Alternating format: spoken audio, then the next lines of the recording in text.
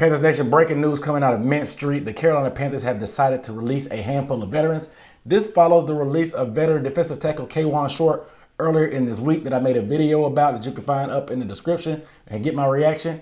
But today, there were some cuts from Mike Palardy, Stephen Weatherly, and Tre Boston. So in this video, we're going to get into all that and the implications of what this means for the long term as far as the salary cap and as far as who's going to be able to step up behind them and get an opportunity to play. But before we get into that, my name is Aaron Duckett here with the Necessary Bluntness Sports Talk. And I start off every video by saying, what up, dude? And this is a Necessary Bluntness. On this channel, I recap and analyze the Carolina Panthers along with the full NFL. So if you don't want to miss any videos, because we have a bunch of breaking news going to be coming out soon as the new season decides to kick off within a month, you got to make sure you are subscribed and hit the bell icon down below, of course, because you're going to get a notification every time I drop a video. And if you don't hit the notification button for the bell icon, you may or may not get every notification for this video because sometimes YouTube just acts a donkey. So make sure you guys are subscribed and hit the bell icon and give the video a thumbs up. Because a thumbs up really doesn't cost you anything, and it really helps my video a lot out in the algorithm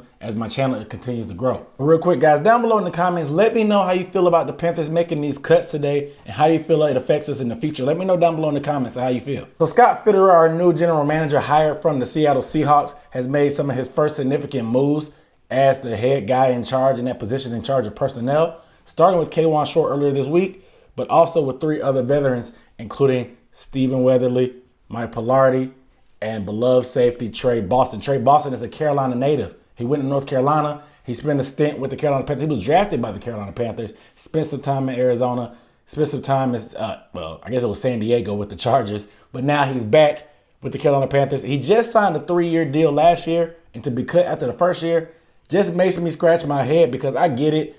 Trey wasn't the long-term answer. He was a stopgap guy, in my opinion. Granted, he's not that old. He's only like 29 years old. But obviously, the Panthers want to get younger. They want to get cheaper, stuff like that. But this is the second safety that was part of a prior regime that's been cut early into his contract. If you remember, Eric Reed, as controversial as you want to be, as much as you love to hate him, he broke the single-season tackle record for a defensive back in Carolina Panthers history after signing a 3-year deal sponsored by Marty Hurney. But he was promptly cut once Matt Rhule was hired.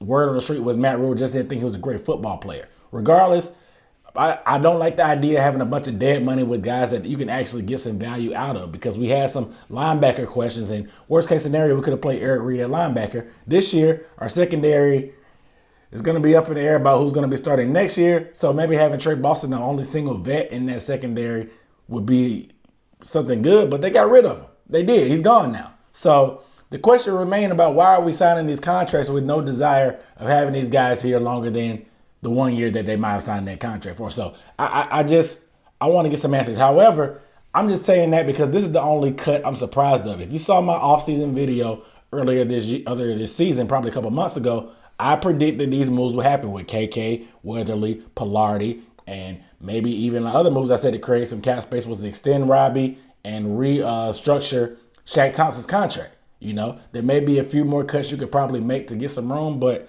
nevertheless, those were some of the moves that I already predicted, so it's kind of going according to plan. So Scott Fitterer, at least he's either been paying attention to my YouTube channel or he knows how to do his job, because I made that video before we had a general manager, and I laid it out as a blueprint for whoever was going to be our general manager. So no payment needed for me. I'm just happy to clear the cap space. So according to the Carolina Panthers website, it clears up about $16 million in cap space. And with the cap, because of COVID, the reductions, it looks like it's going to be around $180 million versus the $175 that they projected. So hopefully it'll go up once they finally announce how much money it actually is. But $180 million is the floor. So the Panthers are going to be looking to free up some more cap space to be able to be effective in free agency, because there are some free agents out there. So to replace Tre Boston and Weatherly and Palardy, obviously Charlton, the punter, he was a rookie punter. He's cheaper. I think he's only getting $500,000 in contract, so he was good. Palardy was an elite punter. However, punters,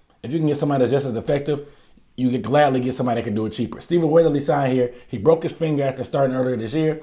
Wasn't very effective anyway. We drafted Yetur Gross-Matos out of Penn State. A big body guy. He's kind of like a JPP wannabe junior, whatever you want to call him. Diet JPP, whatever. He's a very raw talent, but he did have some high moments later in the year. I definitely want to see more from him in the pass rush game. I'm not overly impressed with him like some other people. However, he's still young, still has time to grow. So he will be stepping up at Weatherly spot, but I do expect us to continue to draft people, probably somebody that could play the edge and inside, some of those tweener guys similar to F.A. Obata. I expect us to extend F.A. Obata because F.A. can play on the edge a little bit as a big body to kind of play against the run. And he can play inside, and he had a pretty good year this year playing inside, getting some sack numbers. So I do expect us to draft, but I do expect us to re-sign F.A. Obata and to leave Yetur Gross-Matos as the #1 defensive end going into next season. Obviously alongside with Brian Burns and Derek Brown at the defensive line. Now, Tre Boston, this was the move that surprised me. However, we saw Sam Franklin last year come in and get a little bit of playing time. We do want to go younger, but I would not be surprised to see us draft a guy late or maybe even go after a veteran. Earl Thomas is out there. He has some Seahawk ties with Scott Fitterer. So maybe we kick the tires on Earl Thomas. Maybe that's not a guy that Matt Rhule is on board with because of the attitude problems, the offseason stuff, and some of the stuff that came out of him playing with the Baltimore Ravens this year. But that is somebody you could pay attention to because there's a ton of veteran safeties in the market this year. But I doubt we actually go after somebody like that. But if we do, Earl Thomas will be the guy, or we're going to the draft, or Sam Franklin will get his opportunity because he was very active in the game he played. Go back and look at the Chargers tape. He was very active. He seemed pretty fearless out there. And that's one of the things that you kind of have to worry about when it comes to rookies, is that adjustment of not being fearful or scared, but hesitant and not sure what they're seeing and not running around and going full speed. That's not a problem for Sam Franklin. So we'll see how good he can be, how active he can be, especially with Jeremy Chin backing up to the secondary this year finally and playing his true position, quote unquote. I'm sure Jeremy Chin will still be roaming around, but I think they're going to actually bump him back to the secondary, and I think we're going to address the linebacker position in the draft. That way, Chin doesn't have to play linebacker as much as he did last year. So I honestly must say I was surprised, like I said, by Scott Fitterer making this move, but he's a general manager, so it's good to see that we're actually being active and doing what we're supposed to do to kick the tires on that. What are they doing behind the scenes when it comes to Deshaun Watson or possibly moving up in the trade in the draft to get the guy they want? Because it's obvious that we want a quarterback. We're desperate for a quarterback. We need a quarterback. That's what they're going to be focusing on also. But it's good to see they're actually doing the due diligence and kicking the tires on making some cap space, because these are obvious easy moves that could have been made to create cap space to possibly bring back Taylor Moton and possibly bring back Curtis Samuel. I expect Taylor Moton to get franchise tag, but we're still going to have to need cap space for him and whoever else we want to bring in for free agents and the draft class. So creating this cap space, there may be a few more other vets that we were surprised about that may get cut from this team.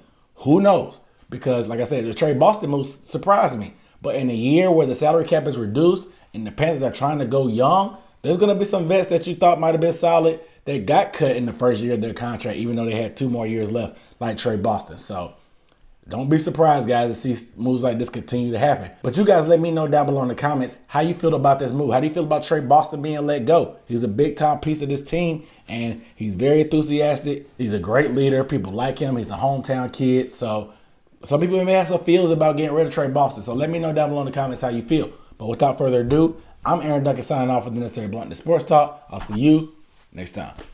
Peace.